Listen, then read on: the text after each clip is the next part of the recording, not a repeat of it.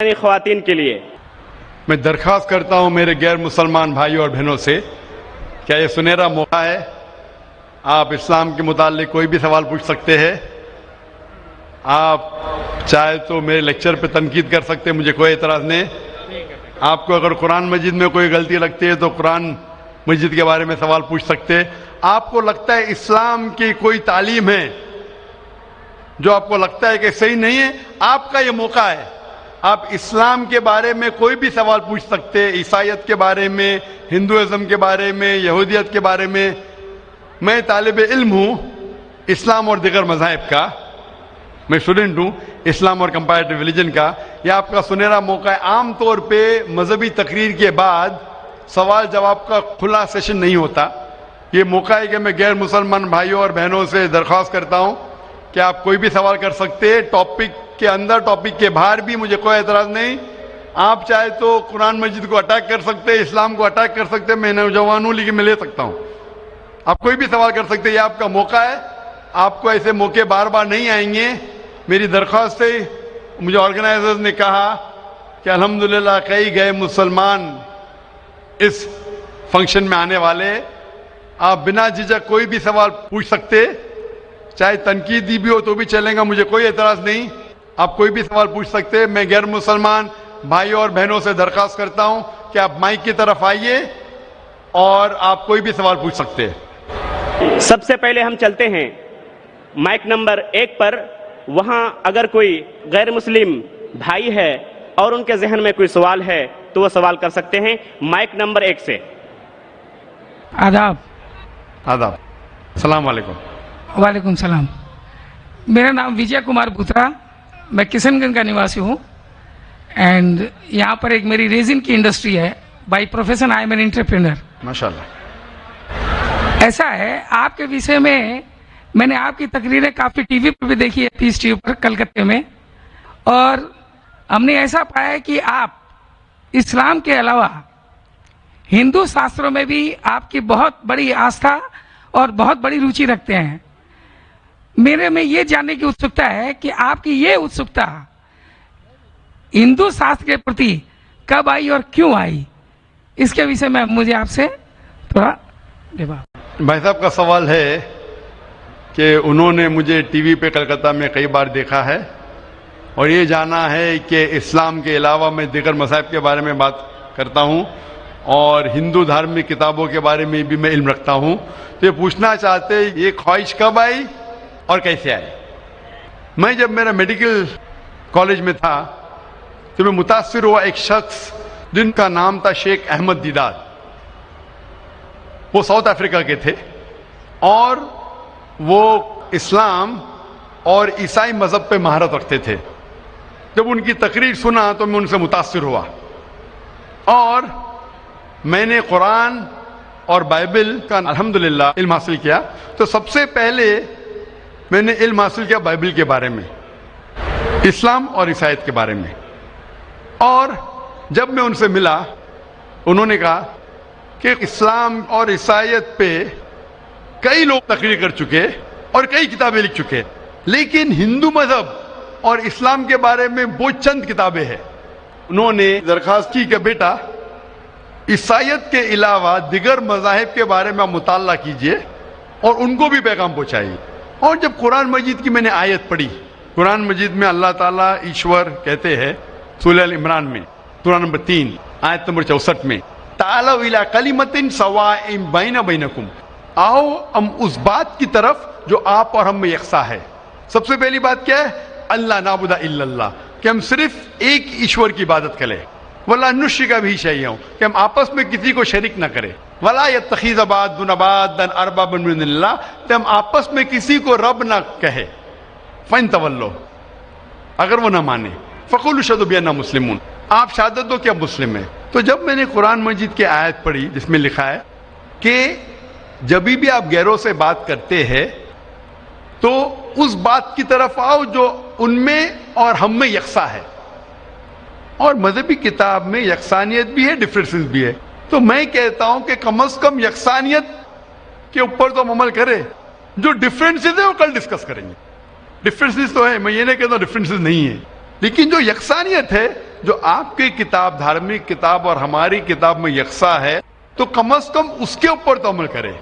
تو یہ سوچ لے کے شیخ دیدار سے متاثر ہو کے اور قرآن مجید کی آیت سورہ نمبر 3 آیت نمبر 64 جب میں میڈیکل کالج میں تھا میں نے شروع کیا یہ میرا مشن.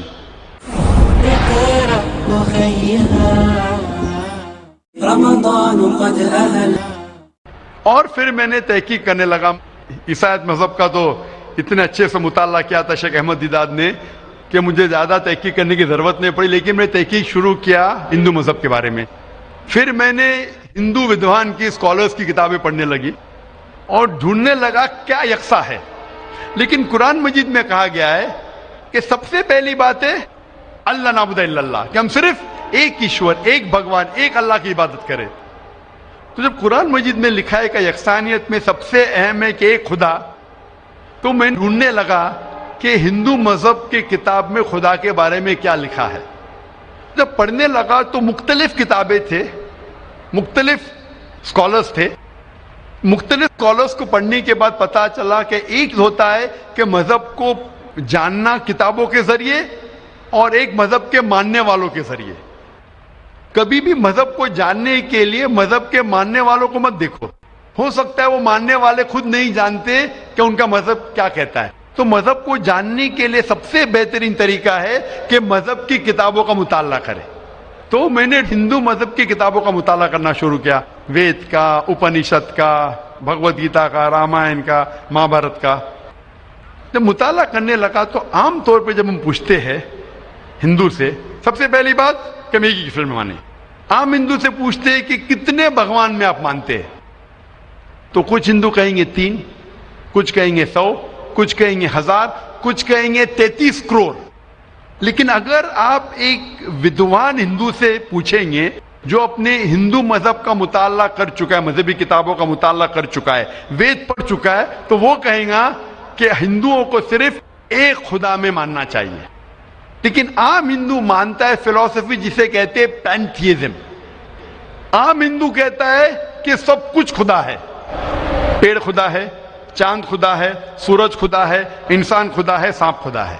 ہم مسلمان کہتے ہیں سب کچھ خدا کا ہے, پیڑ خدا کا ہے, چاند خدا کا ہے, سورج خدا کا ہے, انسان خدا کا ہے, سانپ خدا کا ہے. تو یہ اہم فرق ہے عام ہندو اور عام مسلمان میں. عام ہندو کہتا ہے سب کچھ خدا ہے, ہم مسلمان کہتے ہیں سب کچھ خدا کا ہے. تو یہ فرق ہے صرف کا. اگر یہ کا کے فرق کو مٹا لے تو ہم ہندو اور مسلمان ایک ہو جائیں گے. کیسا کرنا چاہیے؟ تعالوا الی کلمۃ سواء بین بینکم, آؤ اس بات کی طرف جو آپ اور ہم میں یکساں ہے. تو جب میں ہندو مذہب کی کتابوں کا مطالعہ کرنے لگا تو ایک اہم کتاب کا نام ہے اپنشد. اپنشد میں لکھا ہے, چھندوں کے Upanishad, chapter number 6, section number 2, shloka number 1 میں ایکم ایودتیم, خدا ایک ہے دوسرا نہیں ہے. جب ہم پڑھیں گے سوتا ستارا اپنشد چیپٹر نمبر 6 شلوکا نمبر 9 میں ناچس سے کسج جنیتا نہ چدیپا, یہ سنسکرت کوٹیشن ہے جس کے معنی ہے اس خدا, اس ایشور کا کوئی رب نہیں, اس ایشور کے کوئی والدین نہیں, اس کے اوپر کوئی نہیں ہے, اس کی والدہ نہیں, اس کے والد نہیں ہے. لکھا ہے سوتا ستارا اپنشد میں چیپٹر نمبر 4 شلوکا نمبر 19 میں نہ تست پرتیما استی, اس ایشور کی کوئی پرتیما نہیں. پرتیما سنسکرت میں ہوتا ہے عکس, photograph, painting, picture, idol, statue, sculpture. ناتست پرتیما استی, اس ایشور کی کوئی پرتیما نہیں, کوئی عکس نہیں, کوئی پکچر نہیں, کوئی فوٹوگراف نہیں, کوئی پینٹنگ نہیں, کوئی آئیڈل نہیں, کوئی اسکلپچر نہیں, کوئی اسٹیچو نہیں. اور یہ آپ آگے پڑھیں گے یہ وہی چیز لکھا ہوا ہے یجوروید میں. وید ہندو مذہب کی سب سے اونچی کتاب ہے. یجوروید میں لکھا ہے چیپٹر نمبر 32 شلوکا نمبر 3 میں نہ تस्य پرتیما استی, اس ایشور کی کوئی پرتیما نہیں, کوئی عکس نہیں, کوئی فوٹوگراف نہیں, کوئی پینٹنگ نہیں, کوئی پکچر نہیں, کوئی اسٹیچو نہیں, کوئی آئیڈل نہیں, کوئی اسکلپچر نہیں. تو جب ہم ہندو مذہب کی کتابوں کا مطالعہ کرتے پتا چلتا ہے ہندو مذہبی کتاب میں بھی لکھا ہے خدا ایک ہے, اس خدا کا کوئی عکس نہیں. اور برہم سوتر جو ہندوازم کا ہے वो एकम ब्राह्म द्योत्या नास्ते नैना नास्ते किंचन, भगवान एक ही है, दूसरा नहीं है, नहीं है, नहीं है, जरा भी नहीं है. There is only one God, not a second one, not at all, not at all, not in the least bit. तो इस जरिए से मेरा मुताला शुरू हुआ. सबसे पहले तहकीक करने लगा मैं कि हिंदू मजहब की किताब में ईश्वर का क्या जिक्र है, भगवान का क्या जिक्र है. और पता चला जिस तरीके से कुरान मजिद में लिखा है खुदा एक है, वही लिखा है हिंदू मजहबी किताब में. जिस तरीके कुरान में लिखा है उसका कोई अक्स नहीं, वही लिखा है हिंदू मजहब में. जिस तरीके से कुरान मजिद में लिखा है ना वो किसी से जनाए ना किसी को जनता है, वही चीज लिखी हिंदू मजहबी किताब में. तो मैंने कहा जो यकसा है तो इसके ऊपर अमल क्यों ना करे. तो इस तरीके से मेरी तहकीक शुरू हुई और आस्ते आस्ते तहकीक के बाद पता चला कि हिंदू मजहब में भी लिखा हुआ है कि अवतार आने वाले हैं.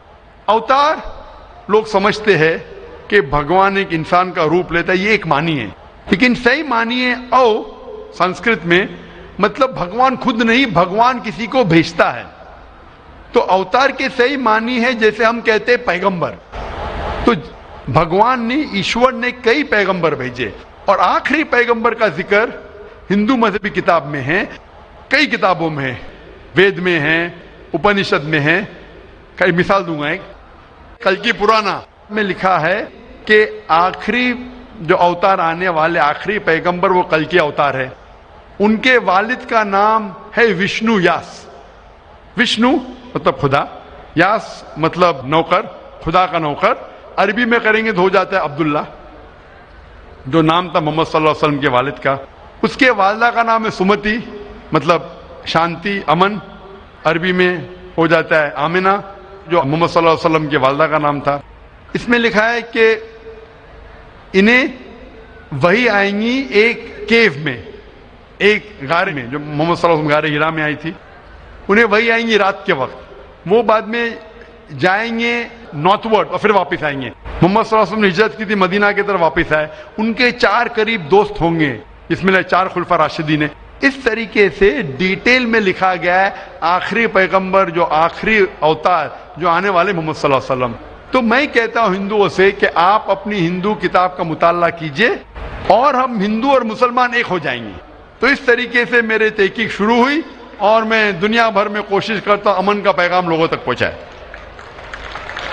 जी भाई साहब, आपने जो उपनिषदों का वर्णन किया उसके साथ में एक लाइन और जोड़ता हूं, जहां पर यही लिखा हुआ है कि ईश्वर एक ही है.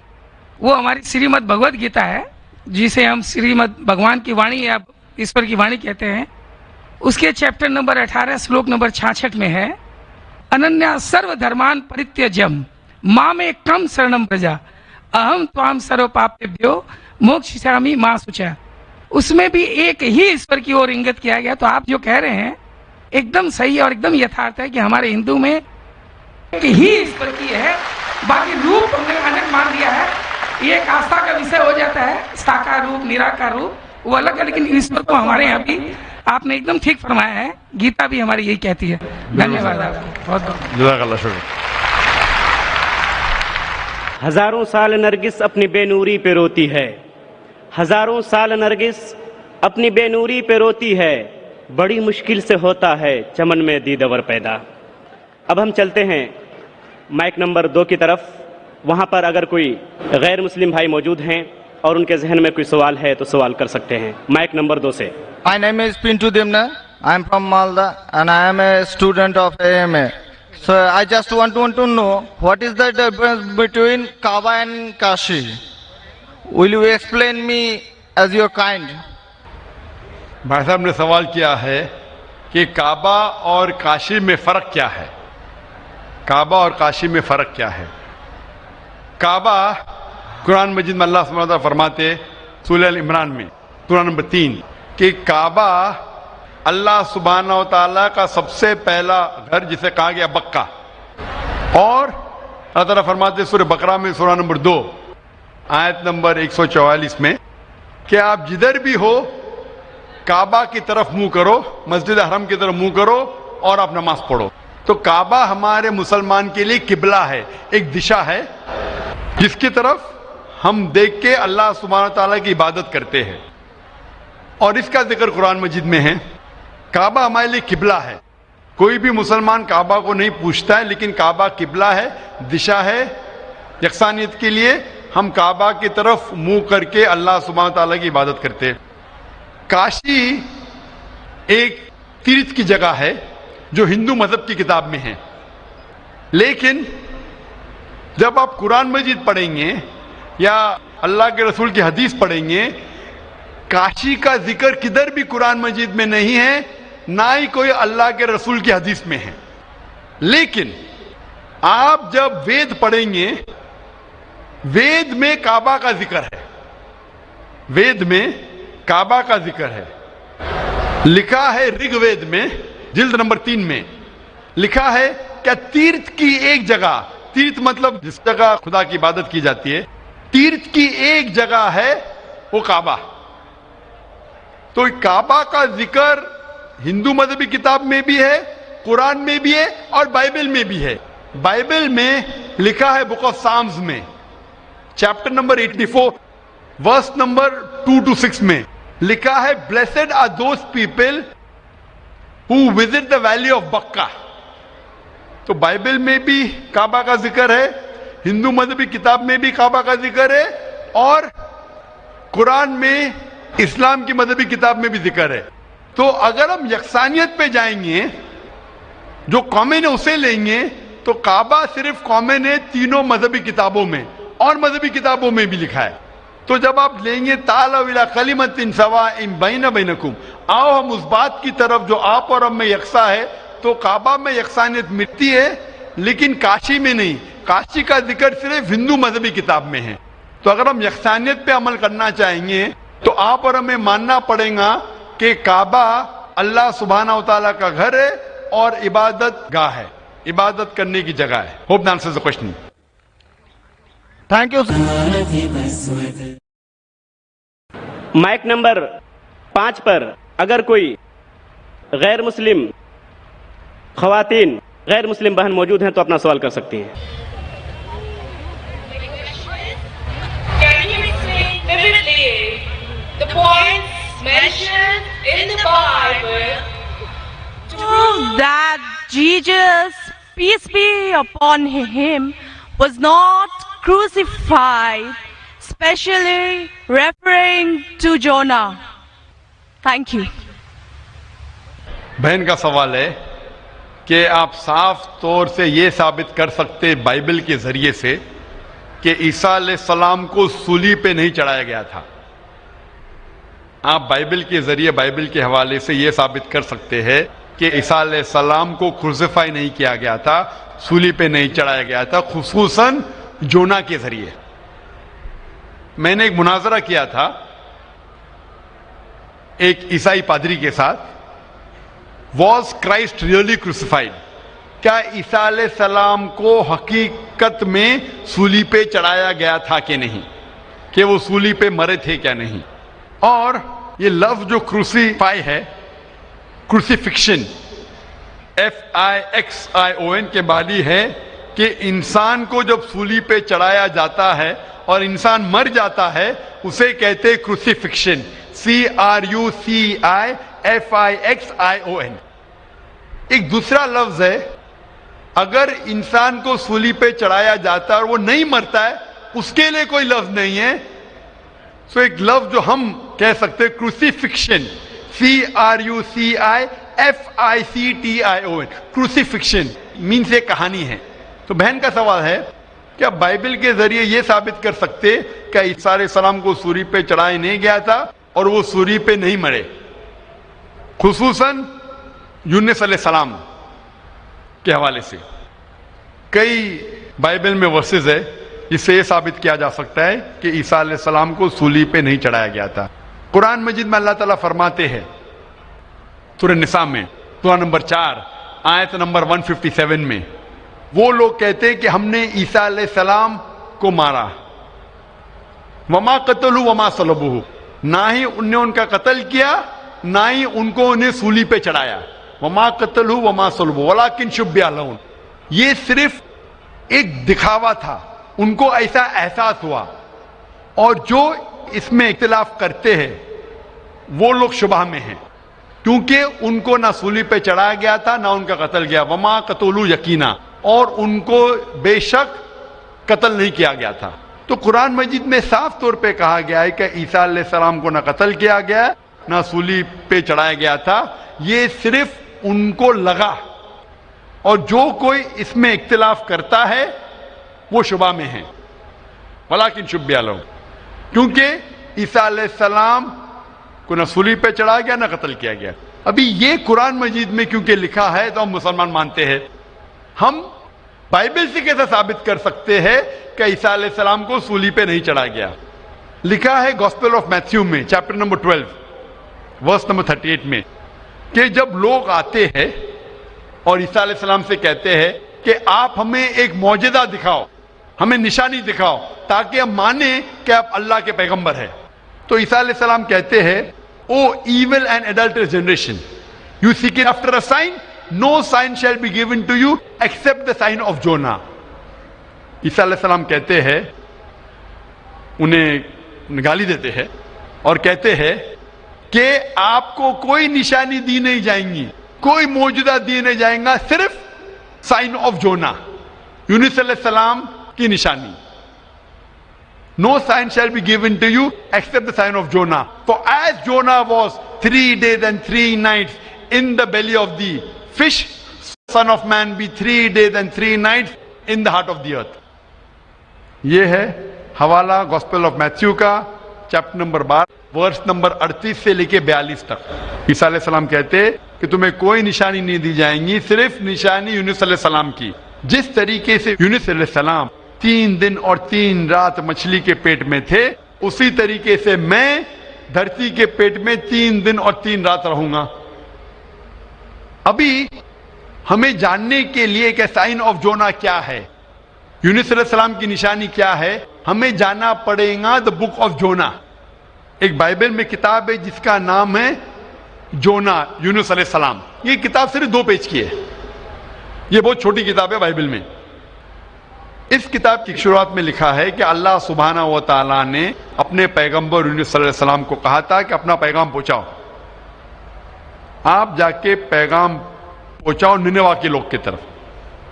یونس علیہ السلام بائبل کے مطابق کہتے ہیں وہ ڈرتے ہیں کہ یہ لوگ کیا پیغام سمجھ پائیں گے, اسی لیے نینوا جانے کے بدلے وہ ایک کشتی میں سوار ہوتے جوپا کی طرف. اور اس وقت ایک سپرسٹیشن تھا, سپرسٹیشن مطلب اندھ وشواس تھا کہ اگر کوئی اپنے مالک کا کہنا نہیں مانتا اور مالک کی نافرمانی کرتا ہے تو ایک سٹارم آ جاتا ہے سی میں, دریا میں ایک سٹارم آتا ہے. تو سٹارم آنے کی وجہ سے لوگ کہتے ہیں کہ ہم میں سے کسی ایک نے اپنے مالک کی بات نہیں مانی. یہ سب لکھا ہے بائبل میں بک آف جونا میں. یونس علیہ السلام کیونکہ اللہ سبحانہ تعالیٰ کے پیغمبر تھے, بائبل میں لکھا ہے کہ انہوں نے بات مان لی اور کہا کہ میں اپنی مالک کا کہنا نہیں مان رہا ہوں اور نینوا کے بدلے جوپا جا رہا ہوں, تو میری وجہ سے یہ سٹارم آیا. سٹارم کو کیا کہیں گے دریا میں؟ سٹارم, طوفان. طوفان, یہ طوفان دریا میں کیوں آ رہا ہے؟ یہ طوفان یونس السلام کہتے کہ میری وجہ سے آ رہا ہے, کیونکہ میں میری مالک کی بات نہیں مان رہا ہوں.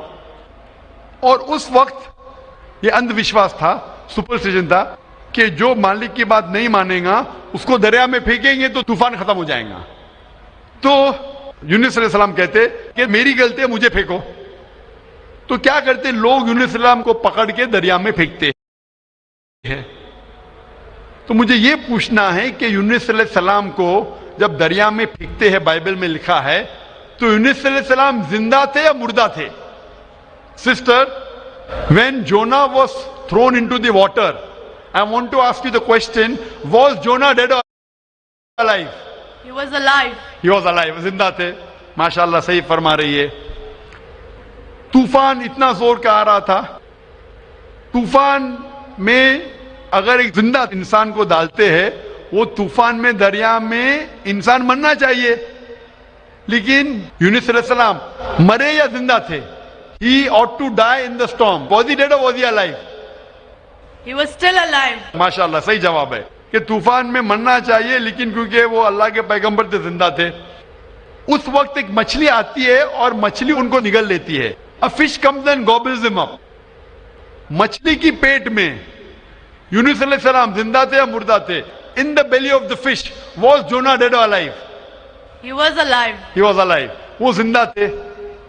مچھلی کے پیٹ میں 3 دن مچھلی یونس علیہ السلام کو پیٹ میں لے کے بائبل کے مطابق وہ گھومتی ہے، سارے سمندر گھومتی ہے 3 دن تک. مچھلی کی پیٹ میں سفوکیشن، نہ برابر سے انسان سانس لے سکتا ہے نہ جی سکتا ہے. انسان کو مرنا چاہیے یا جینا چاہیے؟ مرنا چاہیے. لیکن یونس علیہ السلام زندہ تھے یا مر گئے؟ جونا, though he was 3 days, he was there in the belly of the fish. For 3 days the fish took him in the water. He ought to die. Was Jonah yet dead or alive? He was still alive. He was still alive. ماشاءاللہ ابھی تک زندہ تھے. بہن صحیح جواب دے رہی ہے. 3 دن کے بعد وہ مچھلی یونس علیہ السلام کو الٹی کر دیتی ہے. مطلب پیٹ میں سے باہر نکلتے یونس علیہ السلام اور وہ سمندر کے کنارے پہ آتے ہیں. زندہ یا مردہ؟ The fish vomits out Jonah, peace be upon him, and throws him onto the shore. When Yunus alayhi salam, when Prophet Jonah was thrown on the shore, was he dead or alive? He was alive but unconscious. Alive but unconscious. After some time, did he gain consciousness or not? Yes, he did. Fine. Finally he was conscious and alive, no? Alive. Fine. Alive. So alive, alive, alive, alive. Miracle of a miracle of a miracle of a miracle. وہ زندہ تھے. ایک زندہ آدمی کو دریا میں جب پھینکتے مرنا چاہیے نہیں مرتے ہیں زندہ رہتے معجزہ. طوفان میں مرنا چاہیے نہیں مرتے زندہ رہتے معجزہ. مچھلی آ کے نگل لیتی ہے مرنا چاہیے زندہ رہتے معجزہ. مچھلی 3 دن تک ان کو سمندر میں گھماتی ہے مرنا چاہیے نہیں مرتے معجزہ. مچھلی ان کو الٹی کرتی ہے دریا کے کنارے پہ وہ زندہ رہتے معجزہ. معجزہ کا معجزہ کا معجزہ کا معجزہ. ابھی یہاں عیسیٰ علیہ السلام کہتے ہیں کہ جس طریقے سے یونس علیہ السلام مچھلی کے پیٹ میں 3 دن 3 رات تک رہیں اس طریقے سے عیسیٰ علیہ السلام دھرتی کے پیٹ میں 3 دن اور 3 رات تک رہیں گے. Now sister, I want to ask you, according to you, when Jesus Christ, peace be upon him, was in the sepulchre, was he dead or alive? He was alive. He was alive. So if he was alive, then how was he crucified? Crucified means someone dying on the cross. بہن کہہ رہی کہ عیسیٰ علیہ السلام جب ان کو لے کے گئے تھے قبر میں وہ زندہ تھے. تو کروسیفائی ہونے کے لیے سولی پہ مرنے کے لیے انسان کو مرنا چاہیے. تو وہ بائبل کے مطابق وہ سولی پہ لگایا گیا تھا لیکن مرے نہیں, انہیں اتارا گیا تھا, وہ زندہ تھے. اور جب قبر میں لے کے گئے تھے سپل کر, اس ٹائم بہت لمبی چوڑی قبر ہوتی تھی, بوگدا ہوتا تھا, بڑا بوگدا ہوتا تھا جس کے اندر انسان کھڑا بھی ہو سکتا تھا. 3 دن اور 3 رات تک عیسیٰ علیہ السلام فرماتے کہ جس طریقے سے یونس علیہ السلام 3 دن اور 3 رات مچھلی کے پیٹ میں رہیں اسی طریقے سے میں 3 دن اور 3 رات دھرتی کے پیٹ میں رہوں گا. اس کا مطلب عیسیٰ علیہ السلام زندہ تھے. اگر زندہ تھے تو سولی پہ نہیں مرے ہو. تو اسی لیے بائبل کے ذریعے یہ ایک طریقہ ہے ثابت کرنے کے لیے کہ عیسیٰ علیہ السلام سولی پہ نہیں مرے, وہ زندہ تھے. اور قرآن مجید کی بات صحیح ہے کہ وما قتلوا وما صلبوا, نہ وہ سولی پہ مرے نہ ان کا قتل گیا ہے. یہ صرف ایک شک اور شبہ ہے. Hope that answers the question, sister. Thank you. Sister, I would like to ask you that now do you believe that Jesus Christ, peace be upon him, did not die on the cross? I do believe, but I just wanted to prove my friends or my colleagues as to Jesus Christ was not crucified according to their own version, that is Bible. What's your Thank name, sister? What's your name, sister? I am Sahadia Naz and I'm a teacher by profession. You are a Muslim. Yes, I am. MashaAllah. Okay, anyway, hope you have satisfied your friend. Yes, I am. But we request that the non-Muslim should be given the first chance to ask the question. Okay, thank you. Mic number 1 से غیر مسلم بھائی ہے تو وہ اپنا سوال کر سکتے ہیں. جے جنین آداب. میرا نام ارون کمار جین ہے, مرشید آباد اورنگ آباد سے آئے ہیں. میرا کوشچن ہے جو نیا مسجد بن رہا ہے اور قبرستان ہے اور عیدگاہ ہے. اس میں میرا من ہوا ہے کہ ہم اس میں زمین یا پیسہ روپیہ دیں, میرا من چاہتا ہے. لیکن ان لوگ بولتے ہیں کہ ہم لوگ غیر مسلمان سے کوئی چیز نہیں لیتے ہیں. کیوں؟ اسلام میں لکھا ہوا ہے آدمی آدمی کو پیار کرو. بھائی کا سوال ہے کہ وہ چاہتے ہیں کہ مسجد بنانے کے لیے اپنی زمین دے عیدگاہ کے لیے, اور مسلمان کہتے ہیں کہ ہم غیر مسلمان کی مدد نہیں لیتے. کیوں؟ کیا انسان بھائی نہیں ہے؟ بھائی صاحب, غیر مسلمان کی مدد لینا اسلام میں حرام نہیں ہے, لیکن کچھ شرائط ہے کچھ چیزوں کے لیے. مثال کے طور پہ مسجد بنانے کے لیے کچھ شرط ہے. مسجد بنانے کے لیے ایک مسلمان اپنی زکوٰۃ کا پیسہ بھی نہیں دے سکتا ہے. زکوٰۃ ایک مسلمان کے لیے فرض ہے کہ وہ 2.5% اپنی بچت کا, ہر قمری سال وہ 2.5% اپنی بچت کا جو نصاب کے اوپر ہے, 85 گرام سونے کے اوپر ہے, اسے زکوٰۃ دینا چاہیے. اور زکوٰۃ کی کئی شرائط ہے کہ فقراء کو دینا چاہیے, غریب کو دینا چاہیے, مساکین کو, معلّہ الفضل القلوب, غارمون جو قرض دار ہے, وغیرہ وغیرہ, ابن سبیل. لیکن اس کے اندر یہ مسلمان اپنی زکوٰۃ کا پیسہ مسجد کے لیے نہیں دے سکتا ہے, کیونکہ مسجد ایک مسلمان کا فرض ہے کہ وہ اپنے پیسے سے بنائے, اور زکوٰۃ کا پیسہ بھی اس میں استعمال نہیں ہو سکتا ہے, اپنے باقی پیسے سے بنائے. زکوٰۃ کا پیسہ کی کیٹیگری لکھی گئی ہے سورہ توبہ میں, سورہ نمبر 9 آیت نمبر 60 میں, کہ یہ 8 کیٹیگری کو آپ زکوٰۃ کا پیسہ دے سکتے, مسجد بنانے کے لیے نہیں.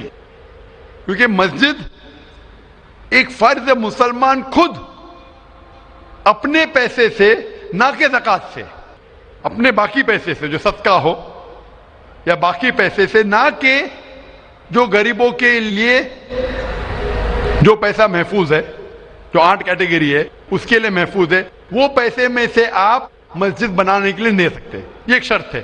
اسی طریقے سے شرط ہے قرآن مجید کی کہ مسجد کی دیکھ بھال صرف وہ لوگ کرنا چاہیے جو اس پہ ایمان لاتے ہیں, جو اس بات میں مانتے ہیں, جو ایمان لاتے ہیں اور جو مانتے اور اپنے اچھے اپنے پیسے سے. تو اگر کوئی غیر مسلمان اگر اس پہ ایمان نہیں لاتا ہے تو مسجد کے لیے استعمال نہیں کیا جا سکتا ہے. مثال کے طور پہ میں کہوں گا کہ یہاں کئی جگہ ہے اپنے ہندوستان میں جسے کہا جاتا ہے کینٹونمنٹ ایریا. کینٹونمنٹ ایریا مطلب وہ ایریا جہاں صرف ملٹری کے لوگ جا سکتے. عام ہندوستانی, میں ہندوستان کا ناگرک ہوں, میں یہ نہیں کہہ سکتا کہ میں ہندوستان کا ناگرک ہوں اسی لیے مجھے کینٹونمنٹ ایریا میں جانے دو. وہ رول ہے. کینٹونمنٹ ایریا میں جانے کے لیے فرض ہے کہ وہ لوگ جو اپنی پوری زندگی دیتے ہیں دیش کی حفاظت کرنے کے لیے, وہ لوگ کو اجازت ہے. عام آدمی کینٹونمنٹ ایریا میں نہیں جا سکتا ہے, یہ اصول ہے دیش کا. اسی طریقے سے جو لوگ ایمان لاتے ہیں مذہب پہ اور زکوٰۃ کے علاوہ اپنی باقی آمدنی کے پیسے سے مسجد بنا سکتے. تو اسی لیے کیونکہ آپ ایمان نہیں لے کے آئے تو مسجد بنانے کے لیے آپ کے پیسے کا استعمال نہیں ہو سکتا ہے. لیکن باقی خیرات کی الگ بات ہے. اگر آپ کسی کو پیسہ دیتے ہیں, کسی کو تعلیم کے لیے مسلمان کو, تو حرام نہیں کہ مسلمان غیر مسلمان کا پیسہ نہیں لے سکتا ہے. صرف مسجد کے لیے شرط ہے. تو کچھ چیزوں کے لیے شرائط ہے, باقی چیزوں کے لیے نہیں. مثال کے طور پر آپ کہنا چاہتے ہیں کہ میں میرے پیسوں سے کوئی مسلمان کو پڑھانا چاہتا ہوں, تو کوئی مسلمان آپ کے پیسے سے تعلیم حاصل کرنا اس کے لیے حرام نہیں ہے, صرف مسجد کے لیے. اگر آپ چاہتے ہیں کہ آپ کا پیسہ مسجد میں استعمال ہو تو پہلے آپ کو مسلمان بننا پڑے گا, آپ کو ایمان لانا پڑے گا, پھر ہی آپ, کیونکہ آپ اگر جس چیز میں ایمان نہیں لے کے آتے, آپ اگر ایمان نہیں لے کے آتے کہ ہم کو ایک ایشور کو ماننا چاہیے, ہم کو صلاح پڑھنا چاہیے, تو اسی طریقے سے اگر آپ کو ایمان آ جائے گا کہ یہ مسجد صحیح عبادت کی جگہ ہے اور میں اس پہ یقین کرتا ہوں, پھر آپ کا پیسہ لے سکتے, ورنہ نہیں. Hope the answer the question. آپ کا دوسرا سوال ہے کہ ہم لوگ جو گائے کا دودھ پیتے ہیں وہ ویج ہے کہ یا نان ویج ہے؟ بھائی کا سوال ہے کہ ہم گائے کا دودھ جو پیتے ہیں وہ ویج ہے کہ نان ویج ہے. سائنٹیفکلی گائے ویج ہے کہ نان ویج ہے بھائی صاحب؟ ہم لوگ جانتے ہیں نان ویج ہے. گائے نان ویج ہے نا؟ ہاں تو اس کا دودھ ویج ہوگا یا نان ویج ہوگا؟ Non veg. لیکن ہم لوگ کا دھرم میں وہ دیوی ہے. ہاں ابھی اس کے اوپر باقی سوال آ گیا نا. آپ کا پہلا سوال تھا کہ دودھ نان ویج ہے کیا ویج ہے, تو میں نے پوچھا گائے نان ویج ہے کیا ویج ہے, آپ نے کہا نان ویج, تو دودھ بھی نان ویج ہوگا. تو سائنٹیفکلی دودھ نان ویج ہے, لیکن کیونکہ دودھ کے بنا آپ کی زندگی نہیں گزر سکتی ہے تو دودھ کو لوگ نے ویج کر دیا. آپ سمجھے نا, دودھ کے بنا زندگی گزرنا مشکل ہے تو دودھ کو ویجیٹیرین کہہ دیا. تو میرے تقریر میں جو مناظرہ ہوا تھا میرا ایک جین کے ساتھ کہ گوشت کھانا انسان کے لیے حرام ہے کہ حلال ہے. ہم بھی جین ہیں. معلوم ہے آپ کا نام جین ہے. تو ایک مناظرہ ہوا تھا with the president of the Indian Vegetarian Congress mister Rashmi bhai Zaveri, وہ پریزیڈنٹ تھے. تو ایک مناظرہ ہوا کہ گوشت کھانا انسانوں کے لیے حرام ہے کہ حلال ہے. وہ مناظرے میں نے ثابت کیا کہ گوشت کھانا انسان کے لیے حرام نہیں, اچھا ہے, ثابت کیا. اور اس میں یہ بھی کہا کہ دودھ نان ویج ہے, لیکن سارے ویجیٹیرین دودھ پیتے, کیوں؟ آپ سمجھ رہے نا. تو دودھ سائنٹیفکلی از نان ویجیٹیرین. آپ نے کہا کیا ہے ہماری دیوی ہے. آپ اگر پڑھیں گے جیسا میں نے کہا کہ نہ تس پرتیماستی, اس ایشور کی کوئی پرتیما نہیں, کوئی عکس نہیں. آپ سمجھے نا, کوئی عکس نہیں, کوئی پکچر نہیں, کوئی پینٹنگ نہیں, کوئی فوٹوگراف نہیں. تو یہ وید کے مطابق یہ غلط ہو جاتا ہے. آپ سمجھے نا. لیکن پھر بھی میں جانتا ہوں کہ کئی کتابوں میں, کیونکہ ہندو کتابیں دو قسم کی ہے, شروتی اور اسمرتی. شروتی وہ کتاب جو بھگوان کی طرف سے آئے, وید انوپنشد. اسمرتی وہ کتاب جو انسانوں نے لکھی ہے. تو شروتی ہوتی جو ایشور کی طرف سے ہے, اور ایک ہوتی ہے اسمرتی جو انسانوں نے لکھی ہے. تو میں جانتا ہوں کہ کئی ہندو مذہبی کتابوں میں خصوصاً اسمرتی میں ایسی چیزیں لکھی ہے جو شروتی کے خلاف ہے. یہ آپ دیکھیں گے گائے آپ کی دیوی ہے, وہ آپ وید میں نہیں پائیں گے, آپ نیچے والی کتاب میں پائیں گے. تو جب بھی کوئی اونچی یا نیچے کتاب میں ٹکراؤ ہو تو ہمیں ماننا چاہیے اونچی کتاب. قرآن اسلام کی سب سے اونچی کتاب ہے. قرآن سے کوئی بھی کتاب ٹکرائی تو ہمیں قرآن میں ماننا چاہیے, اس کتاب میں نہیں. آپ سمجھے نا. تو اسی طریقے سے اگر آپ وید میں پڑھیں گے, وید میں لکھا ہے کہ خدا کا کوئی عکس نہیں, تو اگر وہ مانیں گے تو ہمیں ماننا پڑے گا کہ خدا کا کوئی روپ نہیں. تو یہ کہنا کہ گائے دیوی ہے, یہ کئی پنڈت کہتے ہیں کہ ہم جانتے ہیں کہ خدا ایک ہے, ہم جانتے ایشور ایک ہے, لیکن ہمیں کنسنٹریشن کے لیے ہمیں بہت بار مورتی کا سہارا لینا پڑتا ہے. پنڈت لوگ سے میں بات کرتا ہوں کہ آپ کی کتابوں میں صاف لکھا ہے کہ بھگوان ایک ہے, نہ اس کا کوئی عکس ہے, نہ کوئی مورتی ہے, نہ کوئی پینٹنگ ہے, نہ کوئی پکچر ہے. تو وہ کہتے ہیں ہم مانتے ہیں یہ بات پہ, لیکن کیا کنسنٹریٹ کرنے کے لیے پہلے شروعات میں ہمیں عکس کی ضرورت ہوتی ہے, ایک مورتی کی. جب ہم ہائر کانشیسنیس پہ پہنچ جاتے اس وقت ہمیں ضرورت نہیں پڑتی. تو میں ان سے کہتا ہوں مسلمان ہائر کانشیسنیس پہ پہنچ گئے, ہمیں کوئی عکس کی ضرورت نہیں, ہم ایشور کو ڈائریکٹ مانتے, ڈائریکٹ عبادت کرتے. تو اسی طریقے سے کبھی بھی ٹکراؤ ہوتا ہے مذہبی کتابوں کے اندر تو اونچی کتاب کو ماننا چاہیے نیچی کتاب کے بنسبت. تو اونچی کتاب میں لکھا ہے کہ ایشور کا کوئی عکس نہیں ہے, آپ سمجھے نا. پھر بھی آپ دیکھیں گے لوگ اپنی مذہبی کتاب کو نہیں مانتے. تو میرا یہی کہنا ہے لوگوں سے, چاہے مسلمان ہو, جیسا میں نے کہا کہ قرآن کو سمجھ کے پڑھو. میں کہتا ہوں ہندوؤں سے کہ آپ بھی وید کو سمجھ کے پڑھو. میں کہتا ہوں انڈین گورنمنٹ سے کہ سانسکرت کم از کم ہندوؤں کے لیے فرض کرو, تو ہندو کم از کم سانسکرت پڑھ سکیں گے, اپنے مذہب کے قریب آئیں گے, اور ہندو مسلم بھی قریب ہو جائیں گے.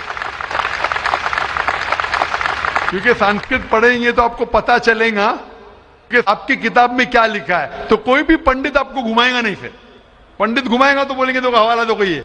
آپ سمجھے نا. بہت سے ہندو میرے جو سنتے مجھے اپنے پنڈت سے پوچھتے کہ مسلمان ہے جو ایسا کرتا ہے, بولتے ارے ارے وہ مسلمان کو سنو مت. ارے کیوں نہیں سنو بھائی, میں اگر حوالہ غلط دے رہا ہوں تو آپ آگے پوچھ سکتے مجھے کہ آپ نے جو حوالہ دیا وید کا غلط ہے, میں انسان ہوں, غلطی کر سکتا ہوں, آپ سمجھے نا. تو میں کہتا ہوں ہندوؤں سے کہ آپ سنسکرت جانو, اپنی وید پڑھو, تعالوا الی کلمۃ سواء بین بینکم, آؤ ہم اس بات کی طرف جو آپ اور ہم یکساں ہے, یکسانیت کی طرف آئیں گے تو ہندو مسلمان ایک ہو جائیں گے. Hope the answer the question. ہیں مائک نمبر 2 کی طرف, وہاں پر اگر کوئی غیر مسلم بھائی موجود ہیں اور ان کے ذہن میں کوئی سوال ہے تو سوال کر سکتے ہیں. مائک نمبر 2 سے.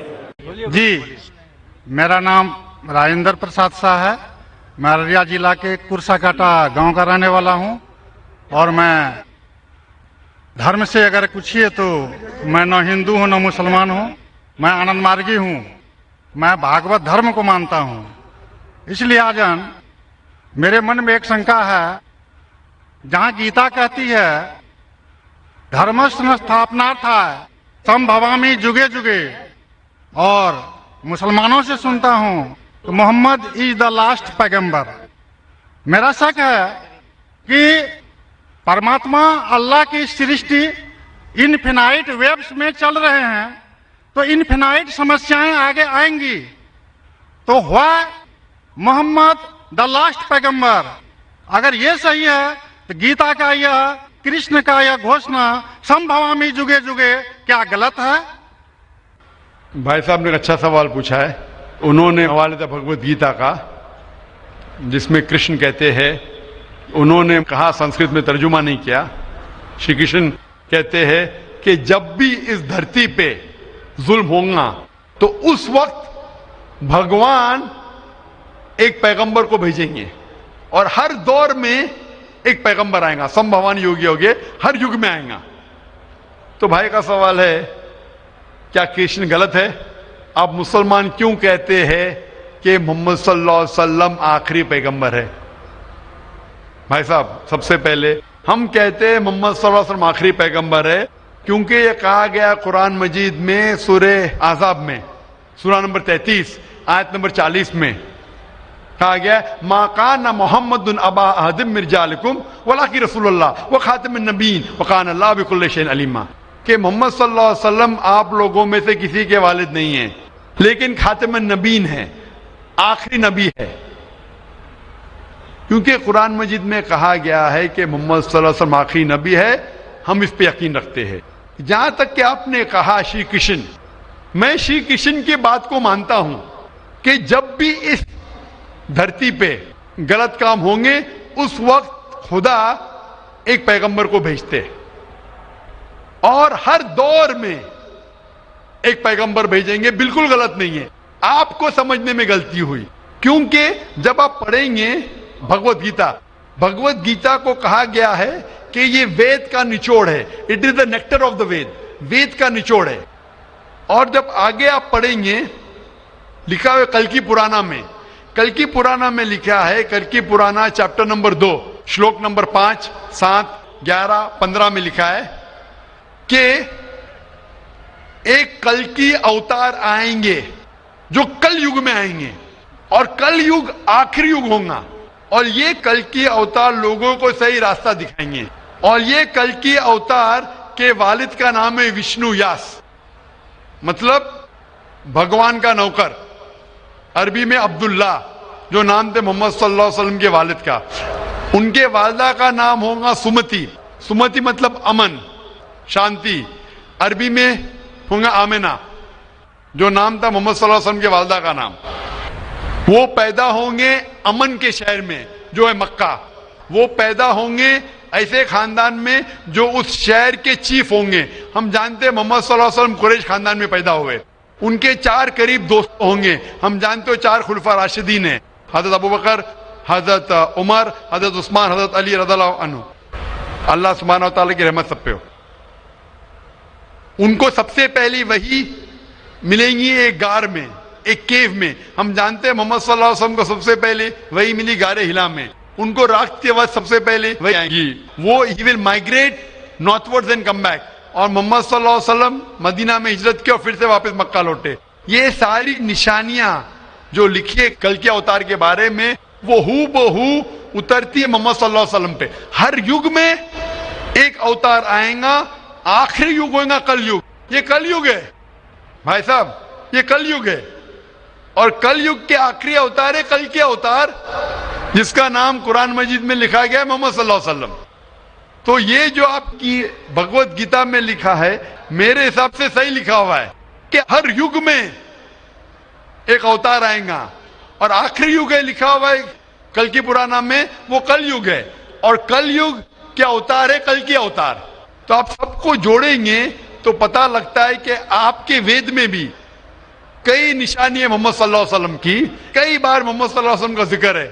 کم از کم 100 حوالے تو میں دے سکتا ہوں جس میں محمد صلی اللہ علیہ وسلم کا ذکر ہے. اگر آپ پڑھیں گے بھوشیہ پرانا پرو 3 کھنڈ 3 ادھیے 3 شلوکاس 5 سے 8، اس میں کہا گیا ہے کہ محمد صلی اللہ علیہ وسلم آئیں گے اور وہ ایک فارینر رہیں گے اور وہ ڈیزرٹ سے آئیں گے.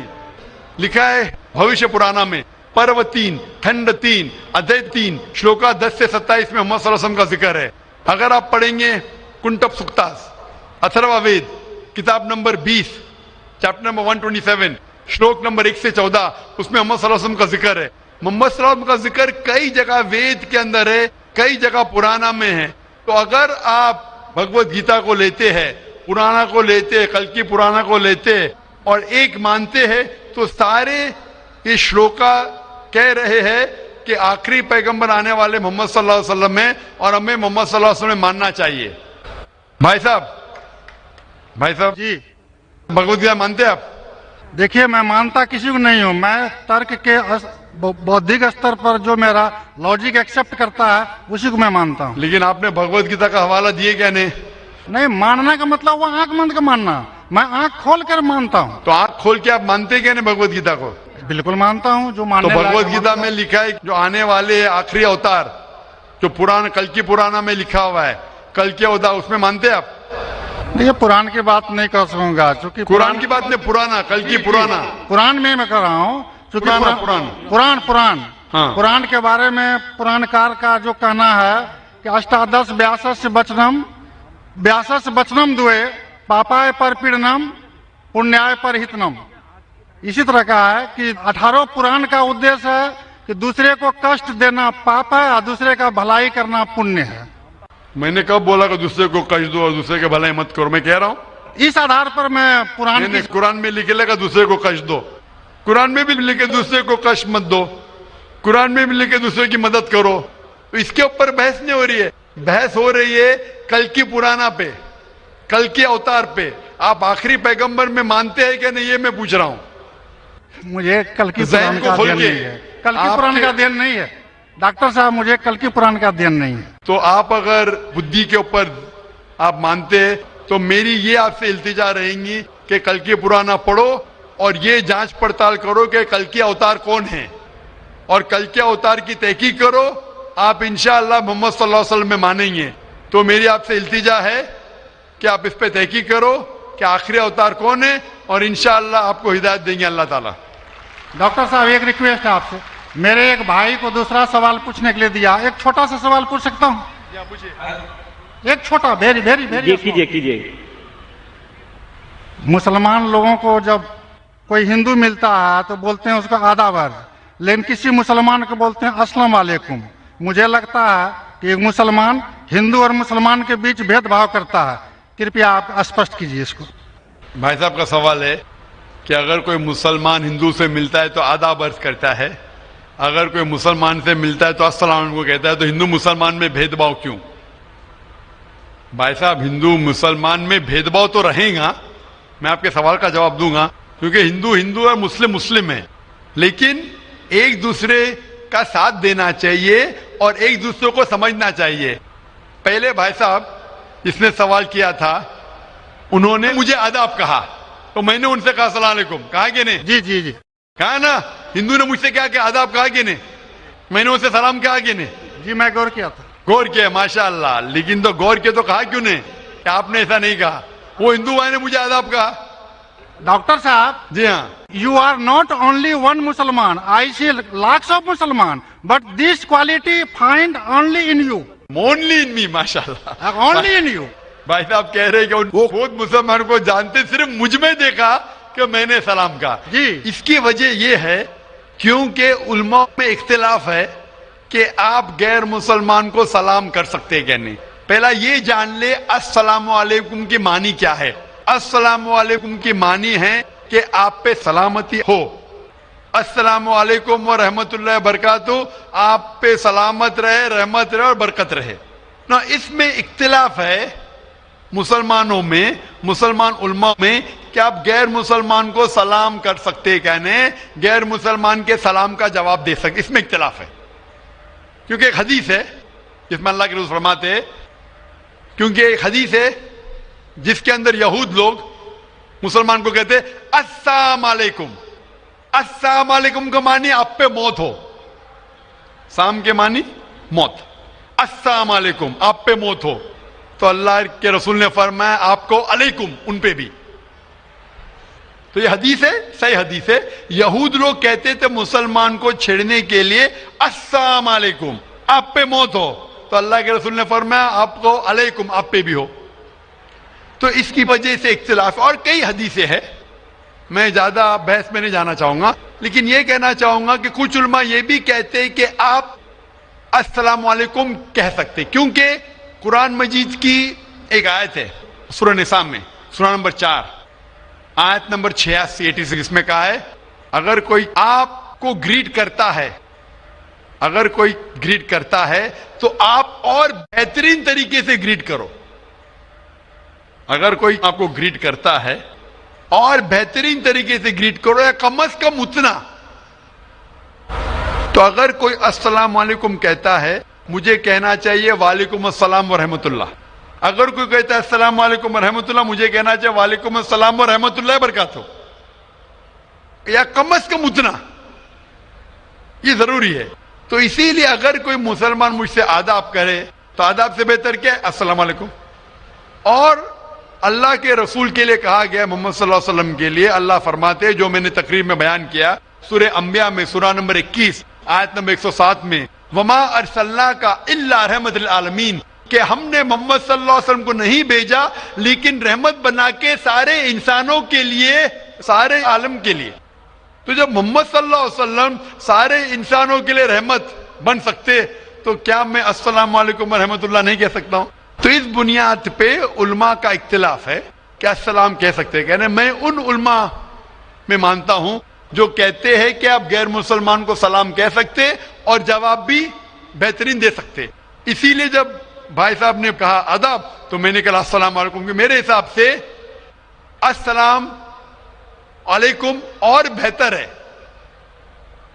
آداب سے بہتر ہے السلام علیکم, کہ آپ پہ سلامتی ہو, رحمت ہو اور برکت ہو.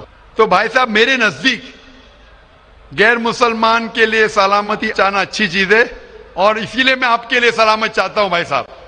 بھائی صاحب یہ lot of thanks to you sir. میں سلامت چاہتا ہوں, اور لیکن صرف منہ سے نہیں, میں چاہتا ہوں عمل سے آپ سلامتی پاؤ. اسی لیے میں کہتا ہوں کہ تحقیق کرو کل کے اوتار کے بارے میں, آخری پیغمبر کے بارے میں, محمد صلی اللہ علیہ وسلم کے بارے میں, تو آپ کو سلامتی اس دنیا میں رہیں گے اور آخرت میں بھی انشاءاللہ.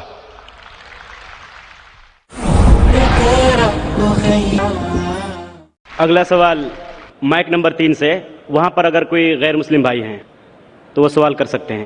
ہاں نمسکار, میرا سوال یہ ہے کہ میں دوائی دکان ہے اور دوائی دکان کے بغل میں نے 2 طبقے کو آپس میں لڑتے ہوئے دیکھا, جس میں کہ ایک بریلوی سماج اور ایک دیوبندی سماج تھا. تو بریلوی کہتے ہیں کہ دیوبندی لوگ صحیح نہیں ہے اور بریلوی صحیح ہے, تو اس کا بنیاد کیا ہے, جڑ کیا ہے, مجھے اس کی جانکاری چاہیے. سوال تھوڑا ڈیفیکلٹ ہے. بھائی صاحب نے کوئی ڈیفیکلٹ سوال کہا ہے لیکن جواب بہت آسان ہے. سوال ڈیفیکلٹ ہے لیکن جواب آسان ہے, جس کے کارن آپ کا وروध بھی ہوا. میں وروध کرو کیا نہیں, میں انشاءاللہ اس کے اوپر آؤں گا, آپ کے دوسرے سوال پہ بھی آؤں گا. پہلے سوال کا جواب دوں پھر دوسرے سوال پہ آؤں گا انشاءاللہ. بھائی صاحب کا سوال تھا کہ وہ دوا کی دکان میں ہے اور دیکھتے ہیں کہ مسلمان جھگڑ, ایک دیوبندی ایک بریلوی ہے, اس میں سے صحیح کون ہے؟ دونوں بولتے ہیں کیا میں صحیح ہوں اور دوسرا غلط ہے. بھائی صاحب یہ دیوبندی لفظ کہاں سے ہے؟ جو دیوبند سے فارغ ہوتے دیوبندی کہتے ہیں, جو بریلی جگہ ہے بریلی سے فارغ ہوتے تو بریلی کہتے. کون سے یہ؟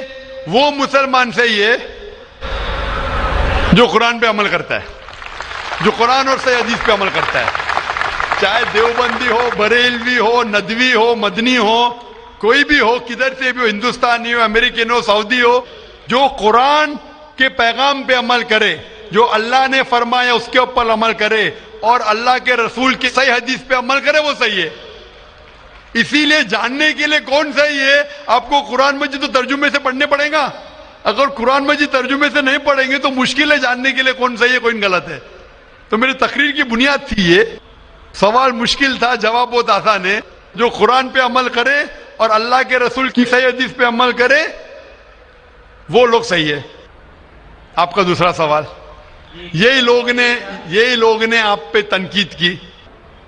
بھائی صاحب, ہاں دوسرا سوال میرا سن لیجیے. بھائی صاحب میرا جواب تو پہلا سنو نا. آپ نے بولے کہ لوگ تنقید کرتے ہیں. ایک اصول ہے کہ جو بھی مشہور ہے اس کے اوپر لوگ تنقید کریں گے. دنیا میں سب سے بہترین انسان کون, دنیا میں سب سے مشہور انسان کون؟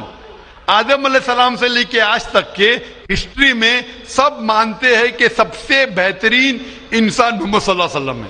نہ ہی مسلمان, غیر مسلمان بھی کہتے ہیں. اگر آپ کتاب پڑھیں گے مائیکل ایچ ہارٹ کی 100 most influential people in history, 100 سب سے زیادہ انفلوئنشیل دنیا میں, نمبر 1 پہ وہ کہتے ہیں محمد صلی اللہ علیہ وسلم. آپ جانتے ہیں سب سے زیادہ کتابیں اگر کوئی انسان کے خلاف لکھی گئی ہے وہی محمد صلی اللہ علیہ وسلم. محمد صلی اللہ علیہ وسلم جیسے نیک آدمی, اچھے آدمی کے بارے میں لوگ نے سینکڑوں ہزاروں کتاب لکھی ہے. تو میں تو ناچیز ہوں, میں تو مقابلے میں ہوں ہی نا ان کے. اور لوگ خلاف کب لکھتے؟ مثال کے طور پر محمد صلی اللہ علیہ وسلم جب پیغام پہنچا ہے اپنا, تو اس وقت کئی لوگ تھے جن کے ذاتی زندگی پہ فوراً اثر ہونے لگا. ذاتی زندگی پہ اثر ہونے لگا. کچھ لوگ کی زندگی سدھر گئی, ان لوگ تو ماشاءاللہ ایمان لے کے آئے. کچھ لوگ کا جو کر رہے تھے ان کا نقصان ہونے لگا. جو لوگ قرآن کی بات نہیں مان رہے تھے ان کا نقصان ہونے لگا. تو جو لوگ کا نقصان ہونے لگا وہ لوگ خلاف بات کرنے لگے.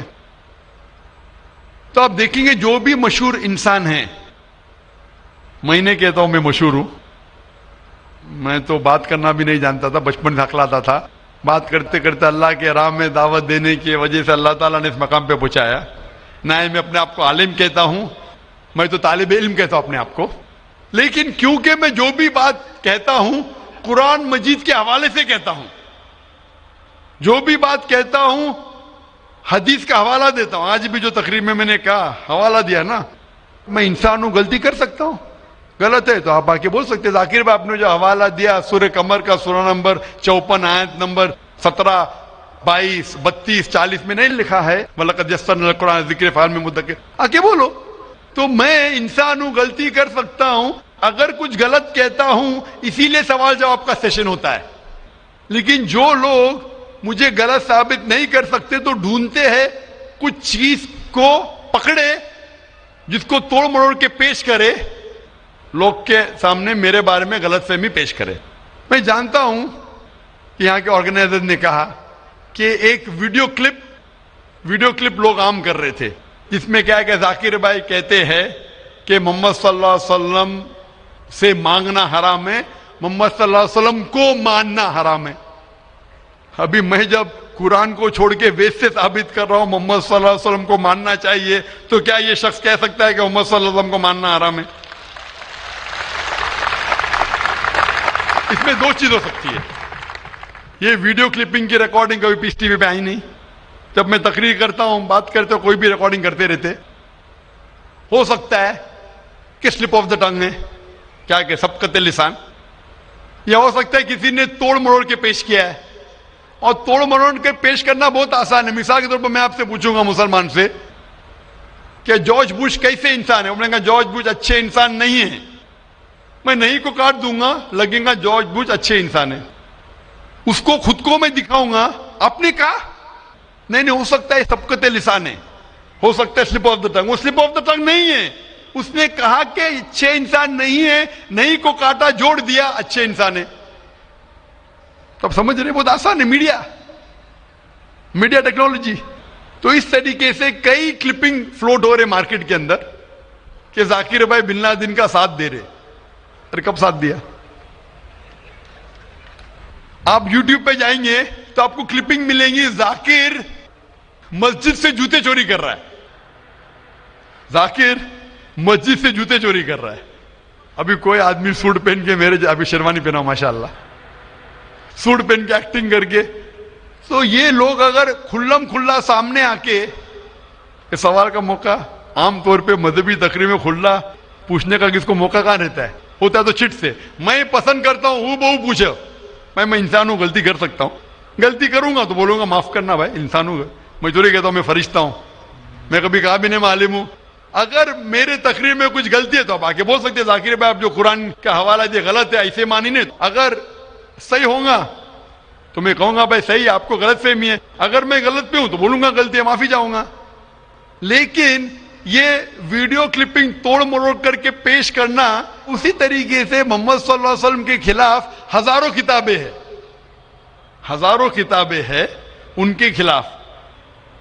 तो मैं कोशिश कर रहा हूं कि अल्लाह सुब्हान ताला का पैगाम पेश करूं, लोगों को कुरान के करीब लेके आऊं, सही हदीस के करीब लेके आऊं। जो लोग चाहते हैं कि इंसान कुरान के करीब ना आए, सही हदीस के करीब नहीं आए, तो वो लोग ऐसे हरकत कर रहे हैं। इसीलिए माशाअल्लाह माशाअल्लाह क्या हो रहा है कि लोग मेरी तकरीर सुन के अल्हम्दुलिल्लाह इस नाचीज के जरिए हजारों लोग, लाखों लोग कुरान मजीद के करीब आ रहे हैं। वो लोग जिनको पसंद नहीं है कि मुसलमान कुरान के और करीब आए, सही हदीस के करीब आए, वो लोग को परेशानी हो रही है और वो लोग तोड़ मरोड़ के पेश कर रहे मीडिया में। अभी कोई भी इंसान जो जरा भी बुद्धि रखता है, जब मैं कुरान और हदीस के अलावा बाइबल के जरिए साबित करता हूं कि मोहम्मद सल्लल्लाहु अलैहि वसल्लम में मानना चाहिए, वेद के जरिए साबित करता हूं, क्या वो इंसान बोल सकता है कि मोहम्मद सल्लल्लाहु अलैहि वसल्लम को मानना हराम है? अभी आगे मैं क्या मोहम्मद सल्लल्लाहु अलैहि वसल्लम को मानना हराम है, अभी ये लेगी तो बताइए। जाकिर भाई ने कहा मोहम्मद सल्लल्लाहु अलैहि वसल्लम को मानना हराम है, अभी क्या करेंगे? ये मेरा लफ्ज जो है ना, सिर्फ ये पेश करेंगे। मिसाल के तौर पे कुरान में लिखा हुआ है कि नमाज मत पढ़ो, कुरान की आयत है, कुरान की आयत है सूरह निसा में, सूरह नंबर 4 आयत नंबर 43 में, कि नमाज मत पढ़ो। पूरी आयत है नमाज मत पढ़ो नशे की हालत में, नमाज मत पढ़ो नशे की हालत में। तो उस तरीके से अगर मैं जवाब दे रहा हूं, अभी ये क्लिपिंग लेंगे, देखो जाकिर ने कहा कि मोहम्मद सल्लल्लाहु अलैहि वसल्लम में मानना हराम है, क्या कॉन्टेक्स्ट में? अगर मैं आपके सवाल का जवाब दे रहा हूं और आपके सवाल को दोहराता हूं कि मोहम्मद सल्लल्लाहु अलैहि वसल्लम को मानना हराम है, दोहराता हूं, तो वो लेके बताएंगे देखो जाकिर ने कहा कि मोहम्मद सल्लल्लाहु अलैहि वसल्लम को मानना हराम है। तो ऐसी चीजें करना बहुत आसान है। मेरा मकसद है कि लोगों को अल्लाह के करीब लेके आए, अल्लाह के रसूल के पैगाम के करीब लेके आए और लोगों को अल्हम्दुलिल्लाह सही रास्ते पे लेके आए ताकि वो निजात पाएंगे दुनिया और आखिरत में। Hope the answers the question. भाई साहब और कोई सवाल है आपका? जी दूसरा सवाल है मेरा। तीसरा नहीं दूसरा। तीसरा भाई साहब। ठीक है। ये तीसरा सवाल है कि बरेली समाज के लोग सुबह सवेरे के टाइम में या नबी सलाम का पढ़ते हैं और असर के वक्त, जबकि देवबंदी समाज में ऐसा नहीं होता है, वो लोग इस्लाम का प्रचार करते हैं, वो लोग ये या नबी सलाम का नहीं करते हैं। कारण? भाई साहब का सवाल है कि कुछ लोग या नबी सलाम अलैकुम कहते हैं, कुछ लोग नहीं कहते हैं, क्या कारण है? जैसा मैंने कहा भाई साहब, आपके सारे सवाल का एक जवाब दे दो, आसान जवाब, कि जो कुरान से मिलता है वो सही है, जो कुरान से टकराता है वो गलत है।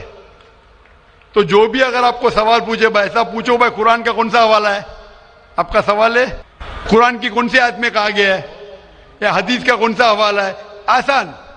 आपको एक मास्टर की देता हूं, मास्टर की समझे भाई साहब, मास्टर की, सारे ताले को खोलने वाली चाबी मास्टर की। कोई भी कुछ बोले, कुल हाथू बुनानकुम इनको तुम सादिकीन, कुरान की आयत है। आप अपना सबूत पेश करो अगर आप सच्चे हो।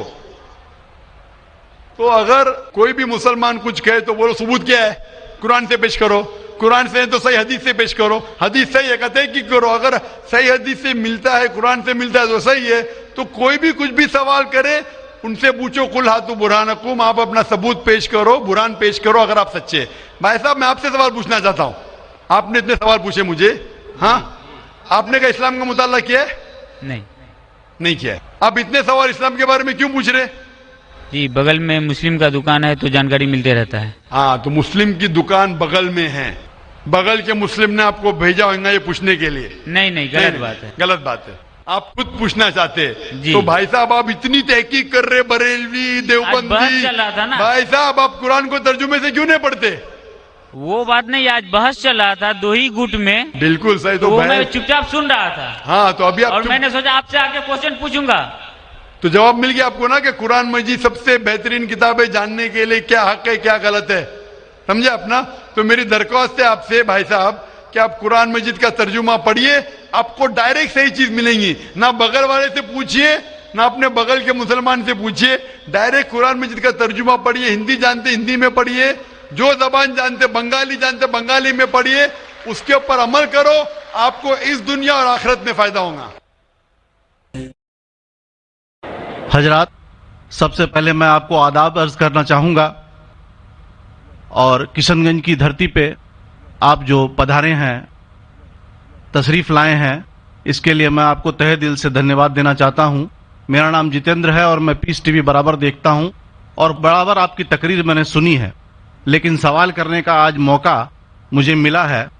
مجھے تو یوں لگ رہا تھا کہ ان سوالوں کے جلجلے میں کہیں اپنا اصلی سوال نہ بھول جاؤں, مگر خدا کا شکر ہے مجھے اپنا سوال یاد ہے اور بخوبی یاد ہے. میں آپ سے گزارش کروں گا, آپ نے ابھی کئی باتوں میں ہندو اور مسلمان کو ایک کرنے کی کوشش کی, میں اسے بہت اچھی بات کہوں گا, بہت آپ نے, میں سراہوں گا اس بات کو. لیکن میرا ایک سوال ہے, ذہنی سوال ہے یہ کہ ہمارے, میں جین ہوں ویسے, broadly we are Hindu, so there is a question کہ ہم ہندوؤں میں کسی کو پریشان کرنا یا کسی کی ہتیا کرنا منع غلط کہا گیا ہے. یہ مذہب اس کی اجازت نہیں دیتا, اور جہاں تک اسلام سے میرا تعلق ہے اور اسلام کی مجھے جو تعلیم ہے اور جانکاری ہے, ان کے انسار بے گناہوں کا قتل اسلام میں بھی ورجت ہے. اسلام کہیں بھی کسی بھی صورت میں بے گناہوں کو قتل کرنے کی اجازت نہیں دیتا. اگر آپ میرے سوال کا بخوبی اور میرے ذہن میں جچنے والا سوال ہے یہ جواب دے دیں تو میں بھی آپ کا مرید بن جاؤں گا. یوں تو مرید ہوں ہی, لیکن پھر مرید بن جاؤں گا کہ انسانوں کو سب سے اونچی شریڑی میں رکھا گیا ہے جہاں تک میں جانتا ہوں. اور میں جب قریب اپنے کئی مسلمان انٹلیکچوئلز دوستوں سے سوال کرتا ہوں کہ سب کچھ ملتا ہے مگر آپ بلی کیوں دیتے ہیں, آپ ود کیوں کرتے ہیں, تو انہوں نے کہا کہ یہ چیزیں مسلمانوں کو استعمال کے لیے دی گئی ہے. میں اس پہ کلیریفیکیشن چاہوں گا صاحب کا, آپ کا کلیریفیکیشن چاہوں گا. میں اس سوال کا جواب چاہوں گا آپ سے. وعلیکم السلام بھائی صاحب, آپ پہ سلامتی ہو. بس میں سوال کیا ہے کہ وہ پیس ٹی وی ماشاءاللہ کافی وقت سے دیکھ رہے, اور وہ کہتے ہیں کہ ہر مذہب میں کہا گیا ہے کہ قتل کرنا, انسان کی جان لینا غلط ہے, حرام ہے. ہندو مذہب میں کہا گیا ہے اور اسلام میں بھی جیسے ان کی جانکاری صحیح ہے کہ بے گناہ کا قتل کرنا حرام ہے. یہ پوچھتے ہیں کہ بلی کہاں تک صحیح ہے. بلی کا مطلب میں آپ سے پوچھنا چاہتا ہوں کہ آپ یہ پوچھنا چاہتے, مطلب جیسے ہم لوگ قربانی کے ٹائم میں, میرا یہی سوال ہے, ذاتی سوال یہی ہے میرا. اگر اس سوال کا جواب دیں گے تو میں تو آپ کا مرید ہوں, لیکن پھر سے اور پکا مرید بن جاؤں گا. بھائی صاحب نے کہا کہ آپ لوگ قربانی کیوں دیتے ہیں, اور یہ قربانی کا جو سوال ہے کہ ہم عید الاضحیٰ بقر عید میں قربانی کیوں دیتے. قرآن مجید میں اللہ تعالیٰ فرماتے ہیں سورہ حج میں سورہ نمبر 22 میں کہ نہ ہی گوشت نہ ہی خون اللہ کو جاتا ہے. اللہ کو نہ خون کی ضرورت نہ گوشت کی ضرورت. یہ قربانی کے وقت اللہ کو خون نہیں جاتا نہ گوشت جاتا ہے. لیکن تقویٰ, آپ کی پائٹی, آپ کی پرہیزگاری اللہ کو پسند ہے. آپ اگر دیکھیں گے کہ عید الاضحیٰ کے بارے میں کیوں ہم قربانی کرتے, اور واقعہ جانیں گے ابراہیم علیہ السلام کا کہ ابراہیم علیہ السلام کو اللہ سبحانہ و تعالیٰ نے, اس وقت بت پرستی بہت عام تھی, اور قربانی इंसानों की बहुत आम थी, और हिंदुस्तान में भी आम है आज भी हिंदुस्तान में कई दीगर मज़ाहिब में लड़कियों की कुर्बानी दी जाती है, बच्चों की बलि दी जाती है। क्या आप छोटे बच्चे का कत्ल करो, औरत का कत्ल करो, बलि दे जाओ और भगवान खुश हो जाएंगे? कई जगह, अल्हम्दुलिल्लाह मुसलमान में नहीं है। तो उस वक्त इब्राहिम अलैहिस्सलाम को अल्लाह ने पूछा कि आपको सबसे ज्यादा अजीज इस दुनिया में क्या चीज है? तो उन्होंने कहा कि मेरा बेटा। तो उन्होंने पूछा कि आप अपने बेटे की कुर्बानी दे सकते? अपने पैगंबर इब्राहिम अलैहिस्सलाम से बेटी कुर्बानी दे सकते? तो वो चौंक गए, और अल्लाह के पैगंबर थे, उन्होंने ना कि बेटे से कहा, बेटे ने कहा बेशक अल्लाह के लिए आप मेरी कुर्बानी दे सकते, आप अपने आंख पे पट्टी मारना। जैसा अल्लाह ताला फरमाते, इस दुनिया में अल्लाह ताला हमारा इम्तिहान ले रहे, तो अल्लाह ताला इम्तिहान ले रहे अपने पैगंबर इब्राहिम अलैहिस्सलाम का।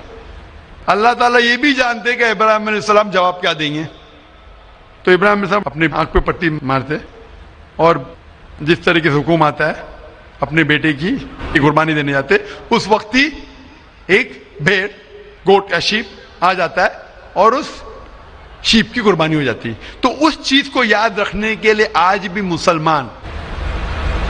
मुसलमान बकरीद के टाइम पे, ईद उल जुहा के वक्त जानवर की कुर्बानी देते, ये याद दिलाने के लिए हमें, क्योंकि ये अल्लाह सुब्हानहू व तआला की तरफ से अपने आखिरी पैगंबर मोहम्मद सल्लल्लाहु अलैहि वसल्लम ने कहा, उसकी बात मानते।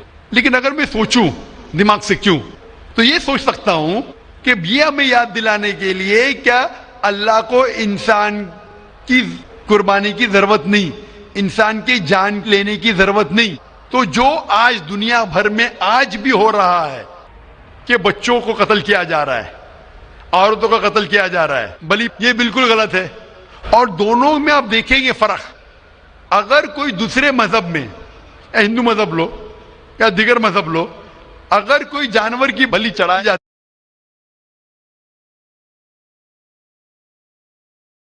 है तो उधर ही रख दिया जाता है, सर वो फजूल हो जाता है, हो सकता है कभी कोई चुपके से आके खा ले। इस्लाम में जब कुर्बानी दी जाती है ईद उल जुहा के टाइम पे, सबसे पहले जो मैं कह रहा हूं कि मेरी मंतक ये समझ सकती है कि हमें ये याद दिला रहे कि इंसानों की बलि चढ़ाना हराम है।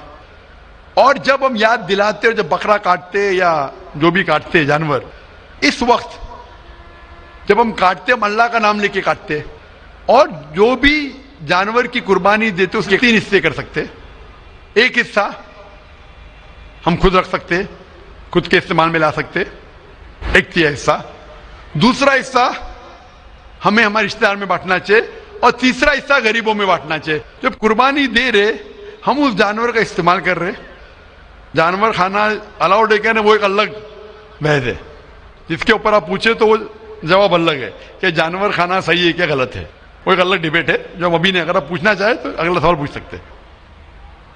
एक तीसरा हिस्सा हम इस्तेमाल कर रहे, एक तीसरा हिस्सा हम दोस्तों में बांट रहे, हमारे रिश्तेदार में, और तीसरा हिस्सा हम गरीबों में बांटते। तो इनमें गरीबों का फायदा हो रहा है, ना फजूल खर्ची हो रही है, और याद दिलाया जाता है कि इंसानों का कत्ल करना गलत है।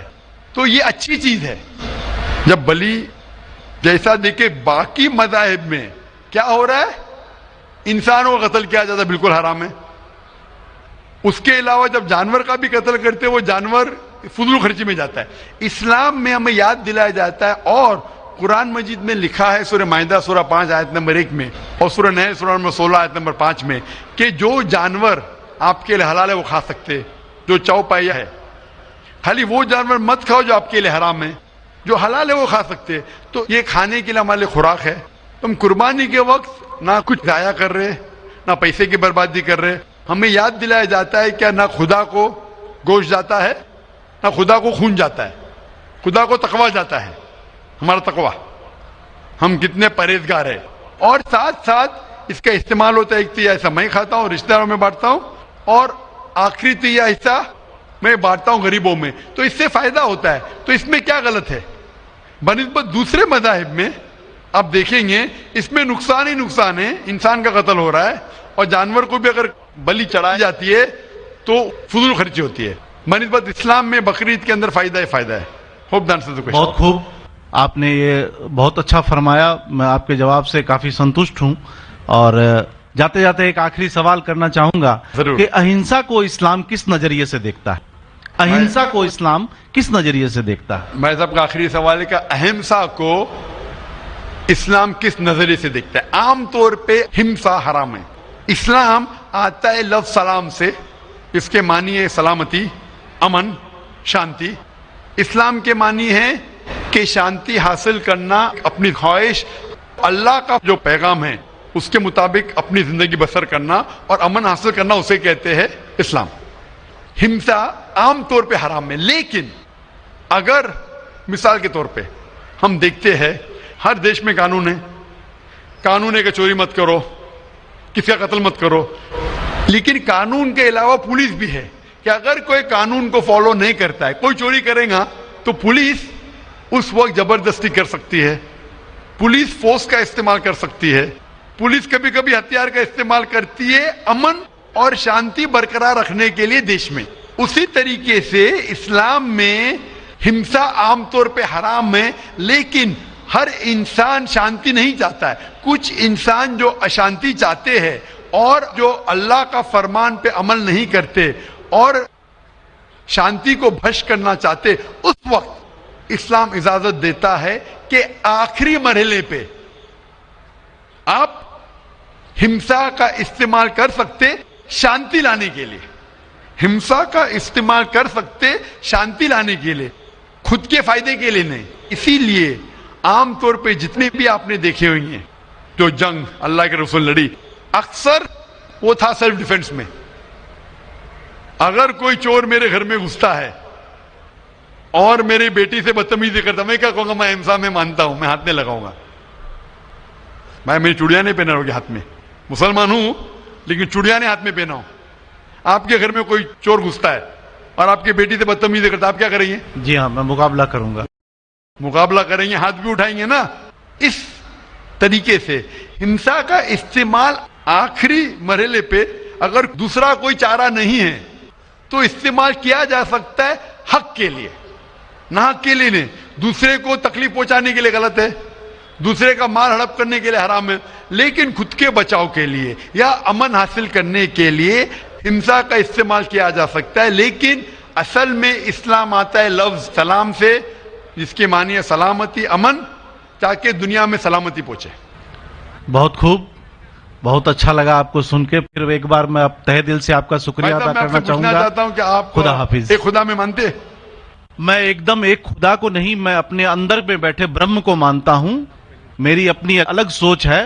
میں کسی مندر میں نہیں جاتا ہوں، یہ بات نہیں ہے، جاتا ہوں، لیکن میری اپنے اندر کی آواز ہے کہ انسانوں کی خدمت کرو، انسانوں کی عزت کرو اور بھٹکے ہوئے کو راہ دکھاؤ.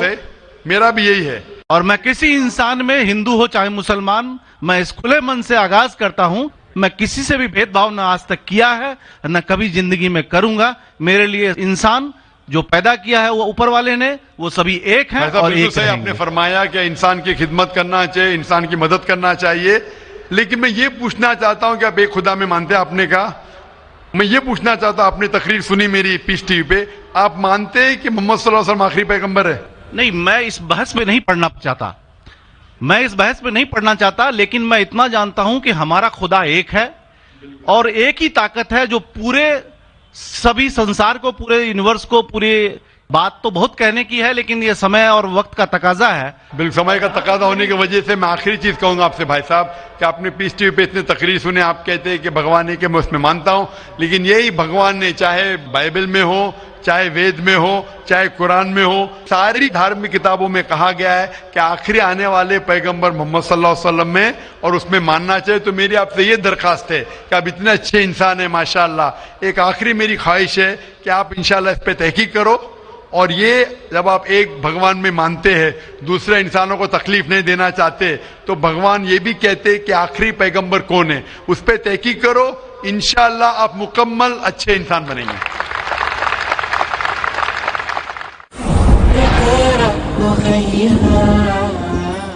مائک نمبر 2 کی طرف، وہاں پر اگر کوئی غیر مسلم بھائی موجود ہیں تو سوال کر سکتے ہیں. ہاں، میں راجیش کدر بول رہا ہوں. میں انجینئرنگ اسٹوڈنٹ ہوں. میں آج اپنے آپ کو بہت پراؤڈ فیل کر رہا ہوں क्योंकि मैं आज डॉक्टर जाकिर साहब के सामने खड़ा हूँ। सर, मेरा सवाल ये है कि आपके वैल्यूएबल स्पीच के शुरू में आपने कहा था कि कुरान ही एकमात्र ऐसा किताब है जो हर जाति हर धर्म के लिए एक इंस्ट्रक्शनल मैनुअल है, लेकिन मेरा मानना ये है कि हर जाति हर धर्म के लिए, जैसे हिंदू के लिए गीता और क्रिश्चियन के लिए बाइबल, ये अपना अपना इंस्ट्रक्शनल मैनुअल है। सर, तो मेरा सवाल ये है कि क्या कुरान ही ऐसा किताब है, कोई दूसरा किताब नहीं है जो दूसरे जाति दूसरे धर्म के लिए उसका इंस्ट्रक्शनल मैनुअल होगा?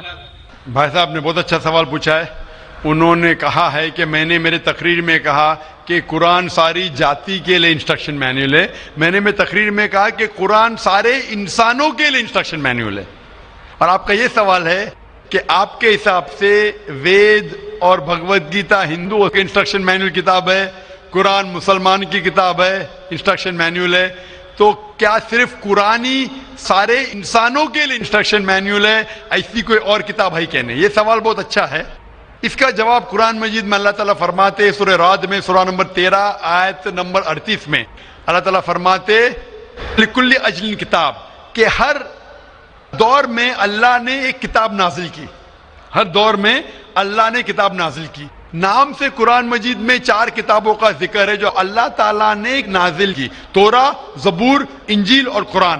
तोरा नाजिल की गई थी मूसा अलैहिस्सलाम पर, जबूर नाजिल की गई थी दाऊद अलैहिस्सलाम पे, इंजील नाजिल की गई थी ईसा अलैहिस्सलाम पे, और कुरान जो आखिरी किताब है नाजिल की गई थी आखिरी पैगंबर मोहम्मद सल्लल्लाहु अलैहि वसल्लम पे। आपका सवाल है कि सिर्फ कुरान सारे इंसानों के लिए, बाकी किताब नहीं है। अभी ये 4 किताबों का कुरान मजीद में जिक्र है, लेकिन कुरान मजीद में यह भी कहा गया है कि हर दौर में एक किताब है। मिसाल के तौर पे सूफ इब्राहिम, वो भी किताब है। तो अल्लाह ताला ने कई किताबें नाजिल की है, सिर्फ नाम से 4 का जिक्र है, इसके अलावा और किताबें हैं। कोई मुझे हिंदू पूछता है क्या आप कह सकते हैं क्या वेद अल्लाह की किताब है? मैं कहता हूं कि कुरान मजीद में नाम से वेद का जिक्र नहीं है, तो मैं ये नहीं कह सकता हूं कि वेद अल्लाह की किताब है। मैं ये कह सकता हूं हो सकता है, मैं नहीं जानता, हो सकता है वेद अल्लाह की किताब है, हो सकता है नहीं है, क्योंकि कुरान मजीद में इसका जिक्र है। मैं 100% नहीं कह सकता हूं कि ये है, लेकिन मैं ये जानता हूं कि जितनी भी किताबें कुरान मजीद के पहले नाजिल हुए वो सिर्फ अपने लोगों के लिए थी और हिदायत थी एक वक्त के लिए। जितनी भी किताबें नाजिल हुई कुरान मजीद के पहले, चाहे तोरा हो, जबूर हो, इंजील हो, या जितनी भी किताबें जिसका जिक्र कुरान मजीद में नहीं आता है, वो नाजिल हुई थी अपने लोगों के लिए। वो पैगाम का अमल करना चाहिए जब तक नई किताब नाजिल ना हो। अगर मान भी लेता हूं कि वेद अगर खुदा की किताब हो, मान लेता हूं मैं आपकी बात कि वेद खुदा की किताब है, तो वो सिर्फ उस वक्त के लिए था, उन लोगों के लिए था, आज के लिए नहीं। क्योंकि कुरान मजीद अल्लाह की आखिरी किताब है, वो सिर्फ मुसलमानों के लिए नहीं और सिर्फ 1400 साल पहले के लिए, क्योंकि वो आखिरी किताब है, वो सारी इंसानियत के लिए थी और क़यामत तक है।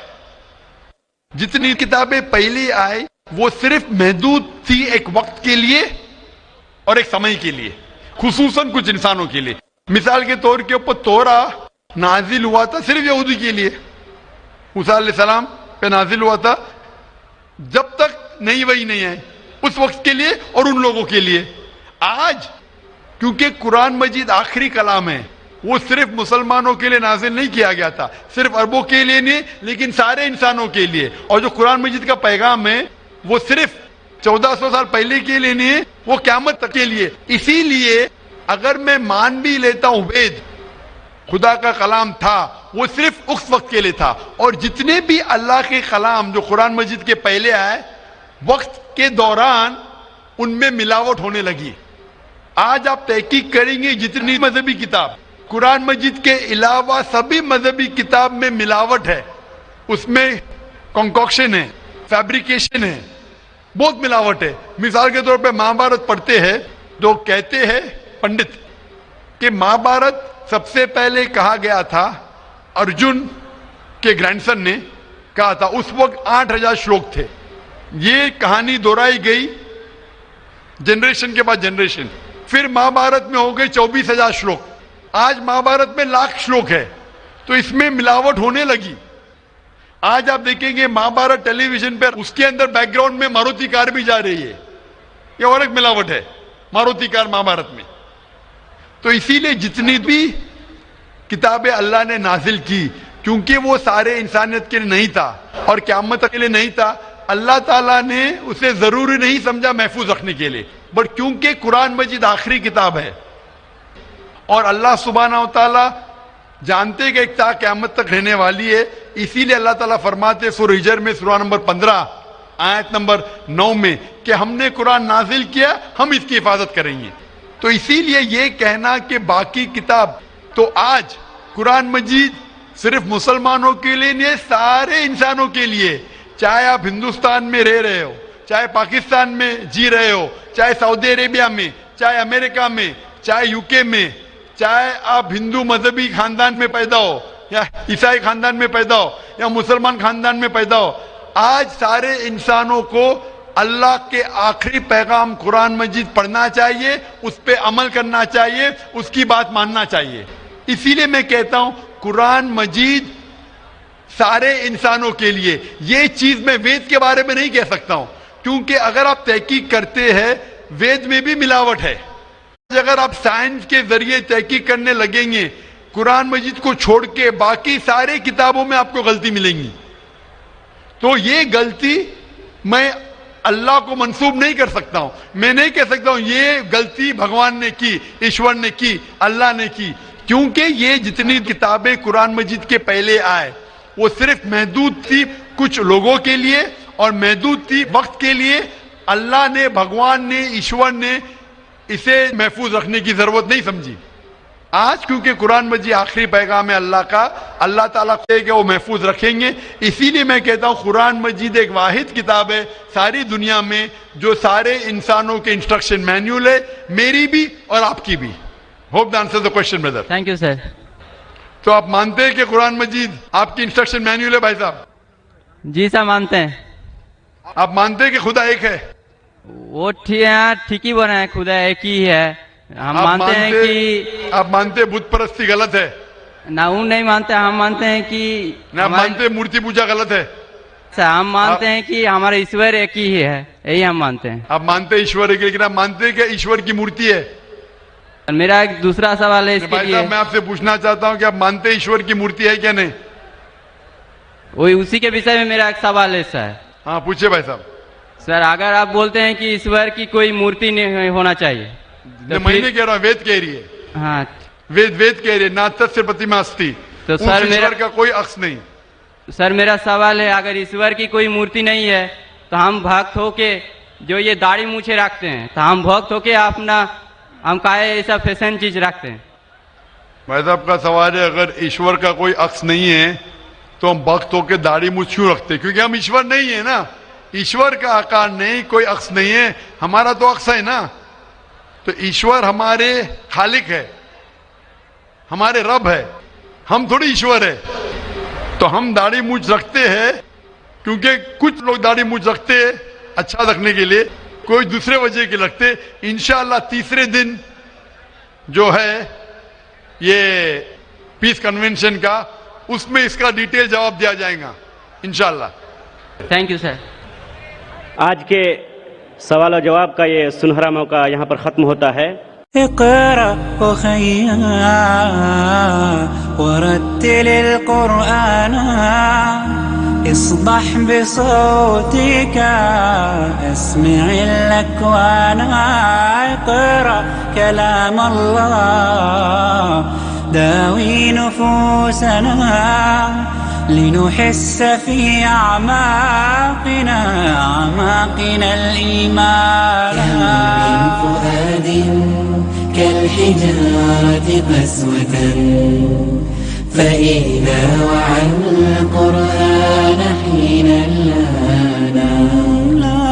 كم من فؤاد كالحجارة